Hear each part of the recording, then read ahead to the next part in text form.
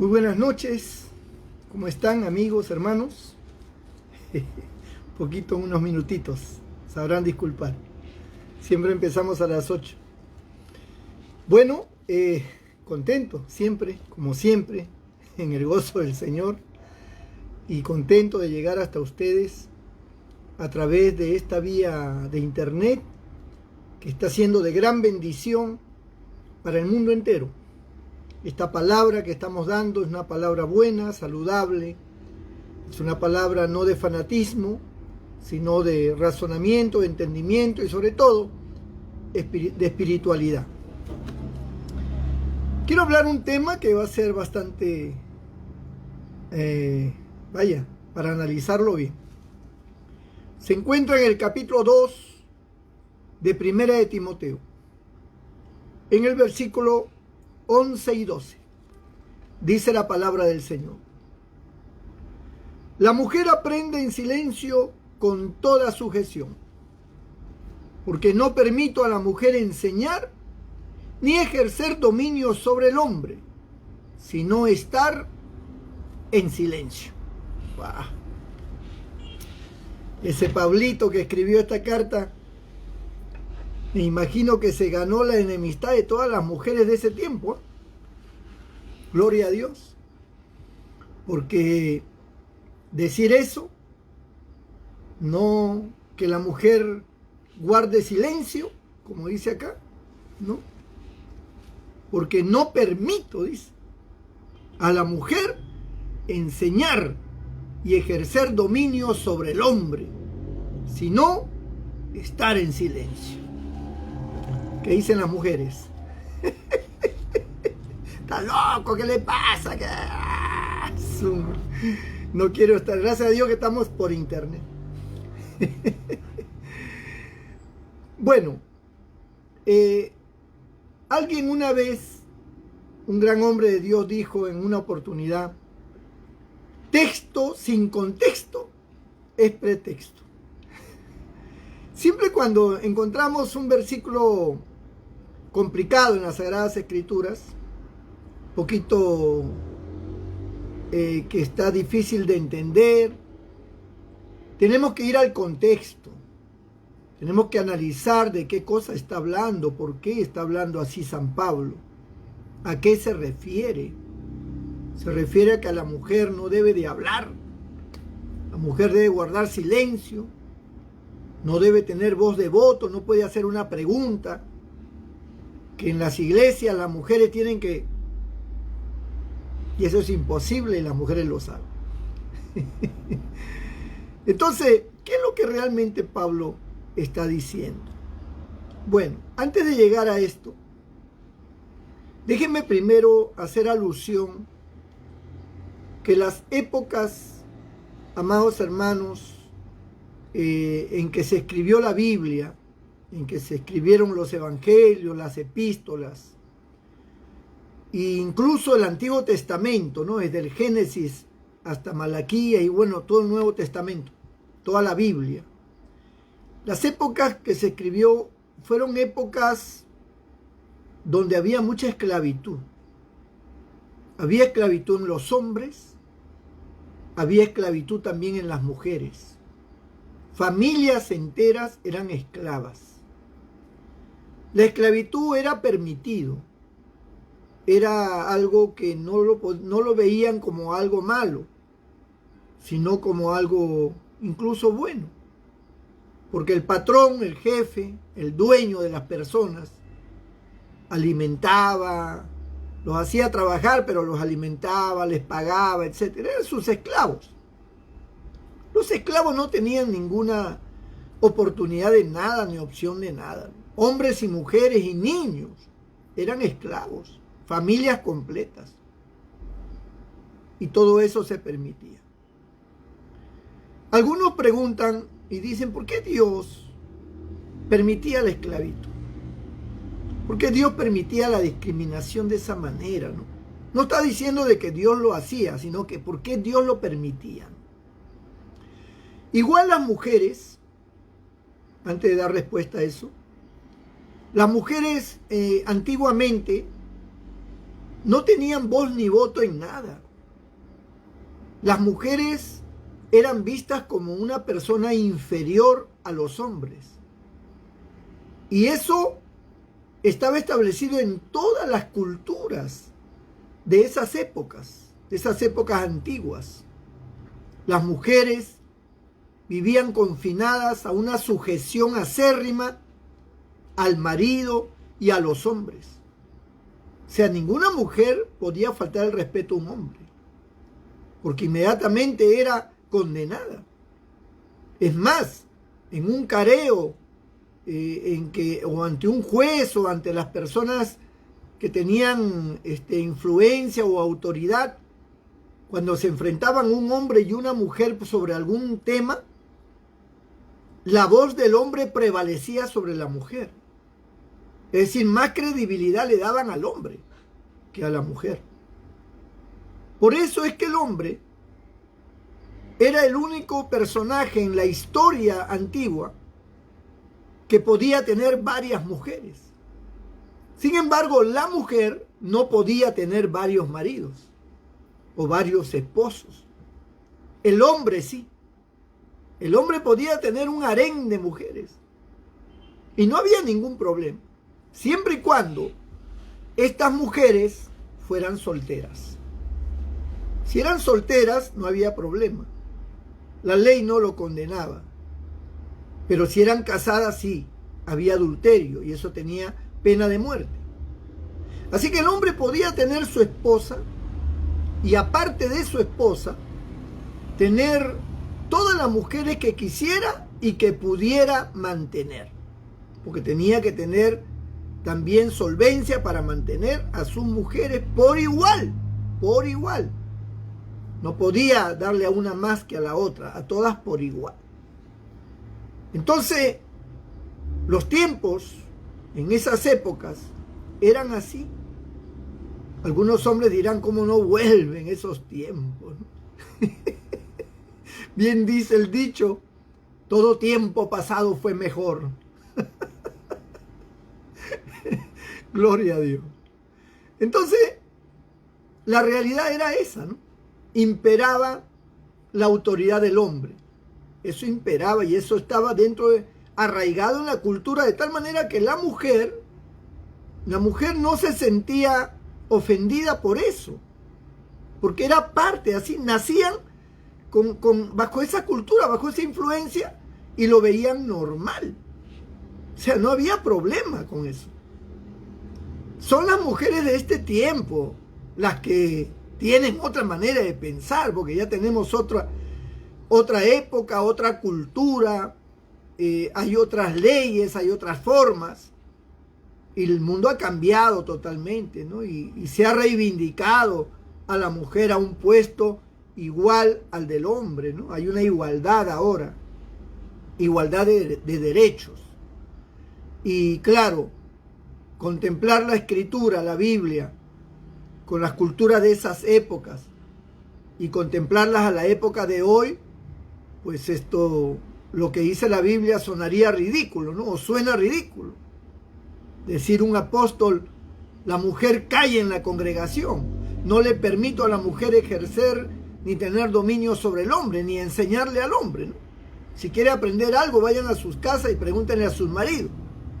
O sea, decir eso en este tiempo, un pastor a la iglesia donde está llena de mujeres, pues nadie le va a aceptar eso, ¿no? O sea, que este pastor que es machista, que este hombre que tiene, está loco, ¿no? Porque son culturas diferentes. Ahora, cuando San Pablo habla de este tema, él no está refiriéndose a ese aspecto de autoridad que el hombre tiene sobre la mujer. El contexto, cuando analizamos, descubrimos que Pablo le está escribiendo una carta a una iglesia que abusaba de las cosas de Dios. Y cuando digo que abusaba, quiere decir que había un gran desorden, que todo el mundo hacía lo que quería. No había quien pusiera orden, no había quien pusiera respeto. O sea, todos se sentían llenos de Dios, llenos del Espíritu Santo. Todos profetizaban, tenían dones y había un desorden total, ¿no? De tal manera que cuando, por decir, había una profecía, inmediatamente se levantaba una mujer a querer analizar, interpretar la profecía, el otro a analizar también si era de Dios o no era de Dios, y se armaba un laberinto dentro de la congregación. Y como la cultura de esa época era que la mujer tenía que ser siempre sumisa al hombre, San Pablo dice, para que no se vea mal, ¿no?, en una congregación cristiana, que las mujeres están actuando con autoridad, dice la mujer, guarde silencio. La mujer guarde silencio. Pero está hablando en el contexto del desorden que había en la iglesia de Corinto, ¿no?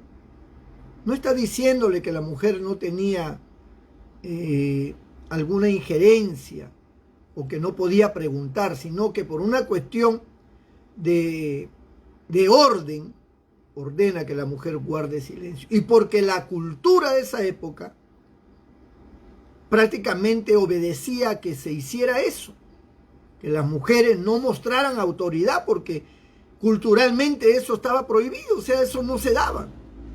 San Pablo trata de establecer un orden a fin de que en la iglesia todo se mantuviera correctamente. Por otro lado, el tema cultural sí afectaba bastante, afectaba especialmente a las mujeres, ¿no?, porque las mujeres eran las que tenían que soportar prácticamente ese estilo de vida, esa forma de vida. Ahora, vuelvo a la pregunta que se hace la gente con Dios. ¿Por qué Dios permitía algo así? ¿Por qué Dios? En primer lugar, hay que comprender que Dios, cuando hizo al hombre e hizo a la mujer, Él no puso al hombre más que la mujer.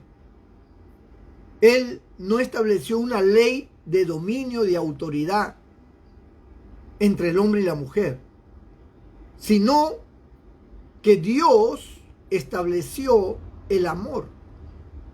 El amor hacía que ambos hicieran las cosas bajo ese efecto, bajo el efecto del amor. El Señor le dijo a ambos: creced y multiplicaos, llenad la tierra y sojuzgadla.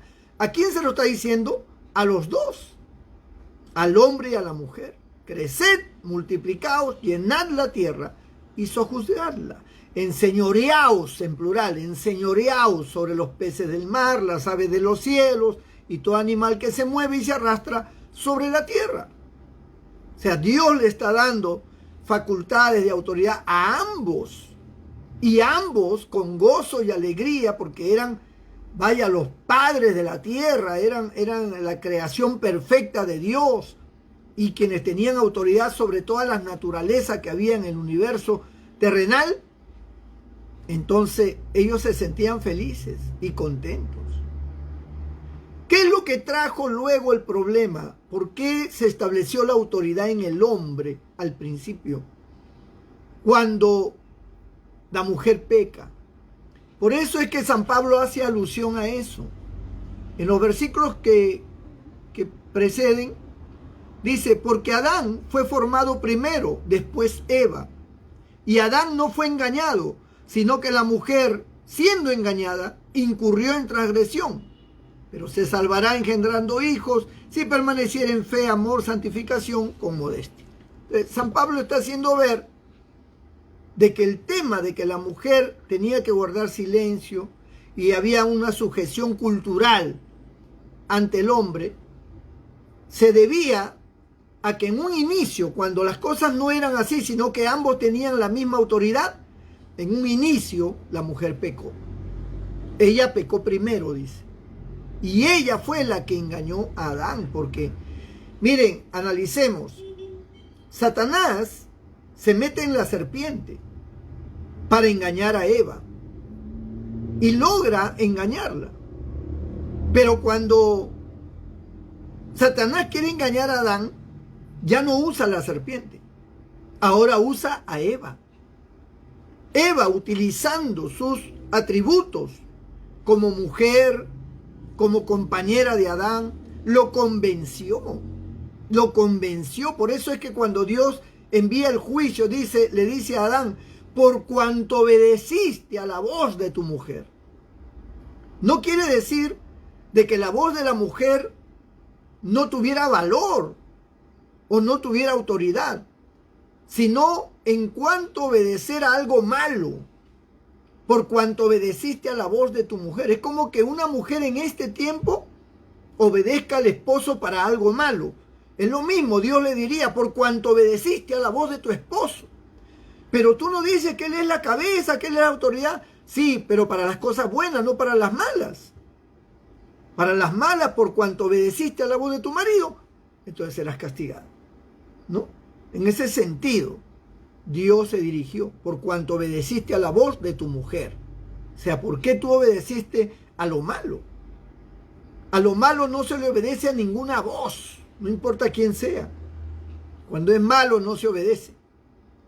Entonces, vemos aquí que en ese principio y en ese contexto, en el inicio de la raza humana, la mujer desobedece. Y como una forma de castigo,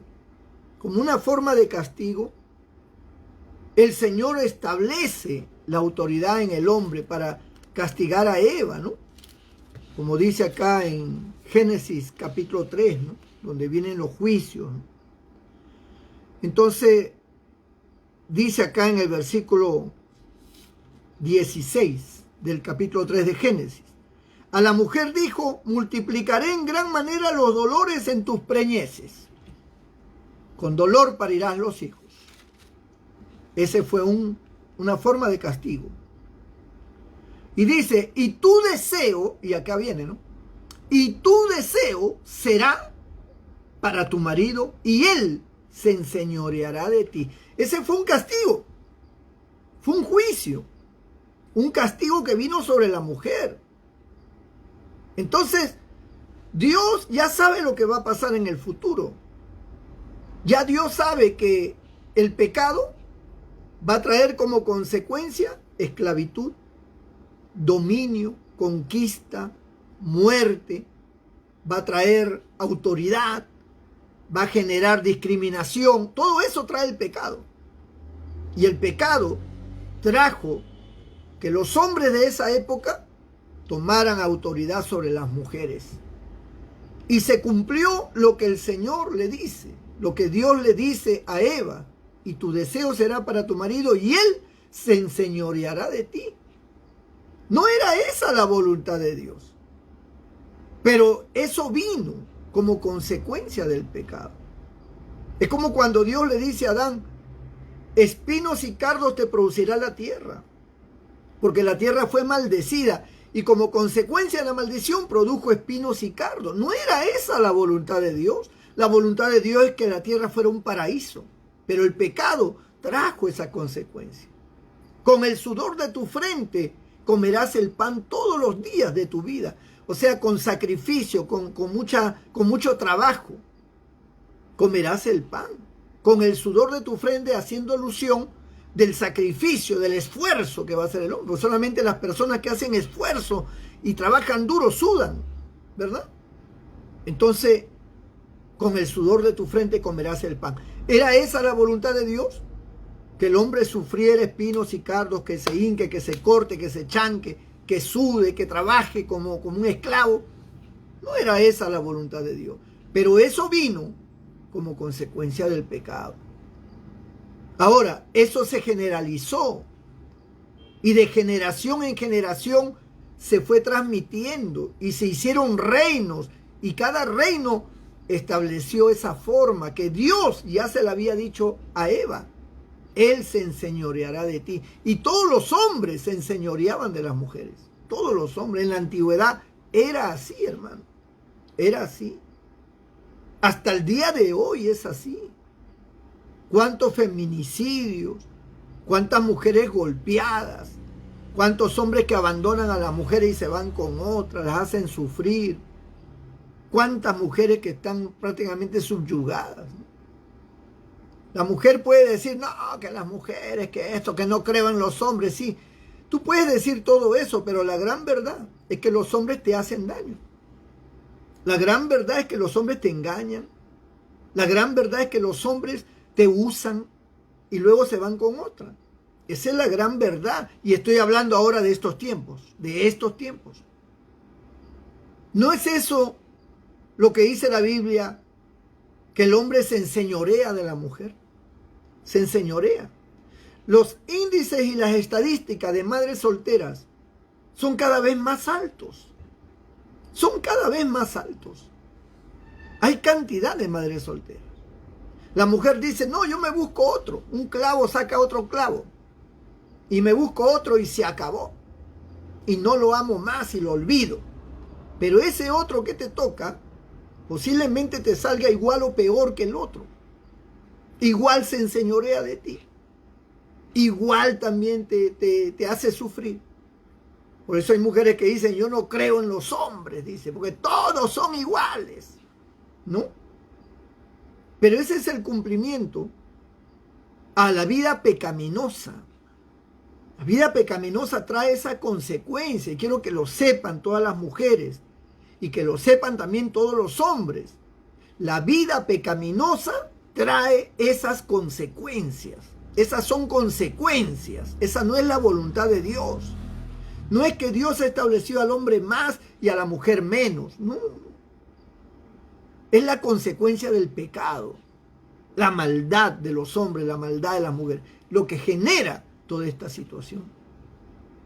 Por eso hay que saber entender las cosas.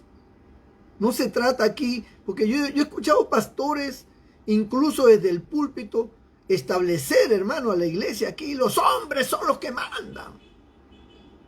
La mujer cae en la congregación. La mujer no tiene voz ni voto.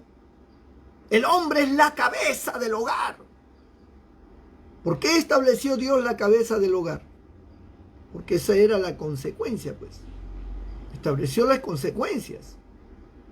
Ahora el hombre se enseñoreaba de la mujer, cabeza del hogar ahora. Él va a ser la cabeza. Y tú vas a tener que sujetarte. Y vas a tener que obedecerlo. Ese fue el castigo. No fue así en el principio. Pero ese fue el castigo. Ahora, escuche bien. ¿Qué hacer entonces? O sea, la mujer siempre va a vivir así. Mientras tenga el pecado, sí. Cuando Cristo vino, Él vino a liberarnos del pecado. Y al liberarnos del pecado, trajo la bendición y trajo algo más importante, el amor. Cuando hablamos de que Cristo restaura matrimonios, ¿de qué estamos hablando? Estamos hablando de que Cristo le dice a la mujer o al hombre, oye, ya, pórtate bonito con ella, bájate de tu nube, ya ese carácter cámbialo, ella es tu esposa, ámala, y esto y lo otro. ¿Acaso Dios le da ordenanzas así? Está escrito y Dios lo puede orientar, pero en realidad tiene que haber algo nacido. El hombre que quiere cambiar para bien con su mujer, tiene que nacerle. Y ahí es donde entra a tallar la obra maravillosa de redención y de cambio que produce Cristo. Y ahí donde aflora el amor de Dios en el corazón del hombre, que motiva e incentiva toda su naturaleza humana para que aprenda a amar. Cuando Cristo viene al corazón, Él transforma nuestra vida en amor. Por eso es que el hombre que se comportaba hostilmente, autoritariamente, que venía con prepotencia, que golpeaba, ahora es una mansa paloma. Ahora ya no golpea con el puño a su mujer, ahora la abraza, la besa, la acaricia. Utiliza sus manos para acariciarla, mas no para golpearla. ¿Por qué? Porque Dios ha hecho esa obra. Es decir, Dios lo está volviendo como en el huerto del Edén. Lo está poniendo en esa naturaleza. Por eso dice la Biblia que nosotros hasta que lleguemos a la unidad de la fe, a un varón perfecto, a la estatura de la plenitud de nuestro Señor Jesucristo. Es decir, el Señor está volviendo a los hombres como Adán en el principio. El Adán cariñoso, amoroso. El Adán lleno de amor hacia Eva. Así transforma Dios a los hombres y los va perfeccionando. Y por eso ellos piden perdón. Ahora los hombres cristianos que se han convertido piden perdón a sus esposas, piden perdón a sus hijos. Ahora han cambiado su manera de ser. Ya no se emborrachan, ya no se van con otras mujeres, ya no son infieles. Ahora sirven a Dios, ahora aman a Dios, ahora aman a su familia. Y tratan bien a su mujer. Porque Dios ha hecho esa obra. Aquí no se trata, amado hermano, de que la mujer debe tener la misma autoridad como hacen los gobiernos, que las leyes deben ser iguales el uno para el otro. Cuando hay amor en el hombre y cuando hay amor en la mujer, las leyes salen sobrando. Las leyes ya no tienen mayor fuerza. Porque la ley, dice la Biblia, ha sido dada para aquel que hace lo malo, no para el que hace lo bueno. Cuando uno está lleno de amor, uno cambia. Ya no necesitas una ley que te diga, haz esto, no hagas esto. No necesitas eso. Porque el amor en ti, el amor de Dios, la fuerza del amor, te lleva a amar. Y el amar te lleva a respetar, a considerar, a proteger, a cuidar, a alimentar, a educar, a valorar, a reconocer, a acariciar. O sea, el amor te lleva a eso. Un hombre que ama a Dios, un hombre que está lleno del amor de Dios, ama a su mujer. Ama a su mujer. Por eso dice la Biblia, el que ama a su mujer, a sí mismo se ama. Quiere decir que el que ama a su mujer, a sí mismo se ama porque está lleno de amor. Está lleno de amor. Y si se ama a sí mismo, va a amar a cualquiera. En este caso a su mujer, en el sentido matrimonial. Entonces, la mujer de la misma forma, cuando viene a Cristo, cuando la mujer es transformada por el Señor, la mujer se llena del amor de Dios. Y la mujer también cambia. Porque hay mujeres que son autoritarias, hay mujeres que son, hermano, laberintosa, hay mujeres que gritan, hay mujeres que le golpean al marido, le dan duro como a hijo. Yo recuerdo un hombre que llegó a una comisaría que su mujer le había pegado y los guardias se reían. Los guardias se reían de él. Pero él decía, es que mi mujer me ha pegado y tengo miedo de volver a mi casa. ¿Cómo vas a tener miedo? Tú eres el hombre que no sé cuánto. Y le comenzaron a aconsejar. Pero él le tenía miedo a su mujer. Su mujer lo sonaba duro, le daba duro. ¿Por qué? Porque no conocía a Dios. Pero cuando una mujer así se convierte y se llena del amor de Dios, amado hermano, esa mujer ya no golpea más. Esa mujer ya no reacciona violentamente, porque Dios mora en su corazón y está perfeccionando su vida. Puede todavía tener errores, puede todavía tener algunas deficiencias, pero se está perfeccionando. Pero la parte central, que era el odio, que era la prepotencia, que era lo crítico, eso ya cambió. Eso ya cambió. Quedan rezagos todavía, el carácter todavía se está moldando, pero ya es más tolerable, es más fácil. Por eso algunas mujeres se sorprenden y dicen, mi esposo, ya que no es ni la sombra de lo que era. Ese hombre daba miedo desde que llegaba, ahora no. Ahora tiene otra mirada, tiene otro rostro, tiene otra forma de ser. Cuando Cristo murió en la cruz por nosotros, Cristo restauró al hombre, restauró a la mujer. Al Señor no le importan las culturas. Al Señor no le importa que los gobiernos tienen estas leyes y estas otras leyes. Si usted analiza en esta época, todos los países tienen leyes. Algunos admiten el aborto, otros no. Algunos admiten la ideología de género, otros no. Algunos admiten que la mujer tenga ciertos derechos, otros no.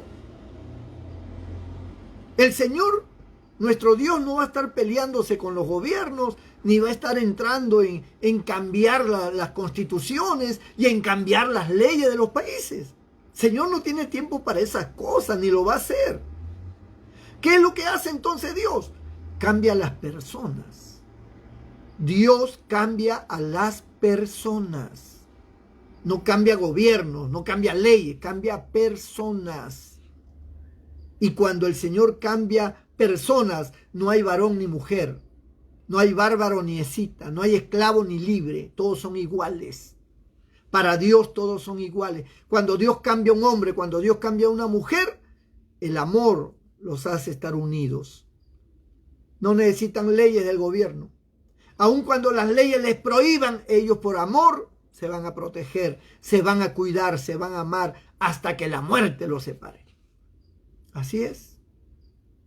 Los tiempos son malos. Fueron malos en la época antigua y son malos ahora. Para los hombres y para las mujeres. También es malo para los niños. Hay muchos niños que sufren mucho a causa de las separaciones, divorcio y todo lo demás. ¿Qué hace Dios? ¿Va a cambiar las leyes de los países? No. Cambia al papá y cambia a la mamá. Y cuando Dios cambia al papá y a la mamá, esos dos vienen a proteger a su hijo. Vienen a buscar a su hijo, vienen a ayudar a su hijo, a amar a su hijo, a educarlo, a cuidarlo, a ser un buen hombre de él. Eso es lo que hace Dios. Por eso no te preocupes. Tú no te preocupes por algunas iglesias y pastores que a lo mejor enseñan que el hombre tiene la autoridad. Mire, cuando hay amor no hay autoridad. Cuando hay amor, hay sensatez. Hay deseo de hacer el bien. El deseo de agradar a la otra persona. No es que tu mujer te cocina porque ella sea una sirvienta en la casa. No, no, no. Ella lo hace con amor para ti. No es porque sea sirvienta, ni se crea sirvienta, ni tú la estás obligando a ser sirvienta. Ella lo hace para ti. Cuando tú le dices, mamita, te voy a comprar un vestido nuevo, te voy a comprar zapatos nuevos. No lo hace porque le tengas miedo, porque le tengas lástima, sino porque la amas. A veces hay hombres que se levantan y le preparan el desayuno a la mujer y se lo traen a la cama. Y no es porque sea un saco largo, y no es porque sea un mantenido o algo por el estilo, es porque la ama. El amor provoca esas cosas. El mundo está lleno de esclavitud, está lleno de resentimiento, de discriminación, de racismo, está lleno de leyes que favorecen a veces a los hombres, en otros casos a las mujeres. Miren, en Estados Unidos, mire cómo son el orden de las leyes. Primero es el niño. O sea, la protección máxima es al niño en las leyes americanas, norteamericanas. Segundo está la mujer. La mujer. Después del niño sigue la mujer en protección y cuidado. Tercero está la mascota. El perro, el gato, el mono, la mascota que tú críes, el loro, lo que quiera que tú críes. Y cuarto, al último, está el hombre. Así es en Estados Unidos. Por eso yo me vine de Estados Unidos corriendo. Así son las leyes. Ahora, ¿qué? ¿Dios se va a poner a discutir y a pelear con las constituciones de los países? No. Dios cambia a los hombres. Y cuando los hombres cambian, aman a su mujer, aman a sus hijos, aman a las mascotas. Los aman con todo su corazón, cada uno en el orden que corresponde. Es el amor de Dios lo que te hace falta. Tú puedes ser muy buen religioso. Puedes ser líder de una iglesia, diácono, diaconisa. Puedes tener un cargo de repente de administrativo en la iglesia. Puedes ser un hombre que predica, está frente a un anexo, a una cédula, lo que quieras, como le llames. Y puedes ser una persona que predicas y hablas de Dios. Pero tú tienes falta de amor. Y a veces en tu casa no reflejas lo que predicas. En tu casa hieres, ofendes, dañas, maldices, golpeas. A veces no con palabras, no con puños, pero sí con palabras. Hieres. Tienes una forma arrogante y te escudas en la Biblia. No, porque la Biblia dice que yo soy la cabeza. Eres cabezón. No, porque la Biblia dice la mujer calle, la mujer sométase al hombre, la mujer no tiene dominio sobre el hombre. Estás fuera de contexto, no sabes ni lo que estás diciendo. Estás enseñando una cosa errada que está fuera de contexto. Ya expliqué por qué lo dijo Pablo. Pero tu actitud muestra carencia de amor. muestra que no tienes a Dios. Porque el que tiene a Dios ama.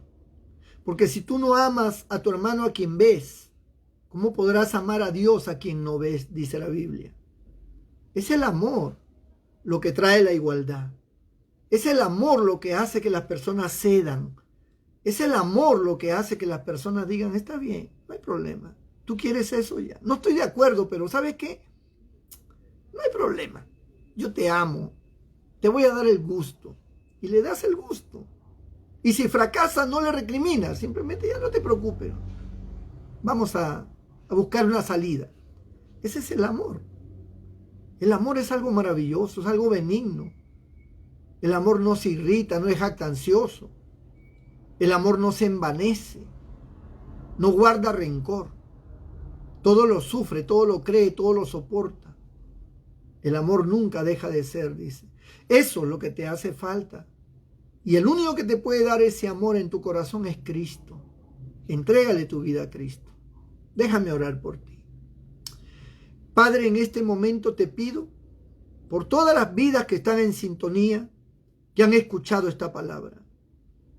Tal vez algunas interrogantes ya se resolvieron, pero hace falta algo más importante que eso. Más importante que entender teológicamente la Biblia. Es entender que ausentes del amor tuyo, Señor, no somos nada. Por muy buenos religiosos que seamos, necesitamos tu amor para vivir en igualdad, para vivir en comprensión, para vivir, Señor, en respeto.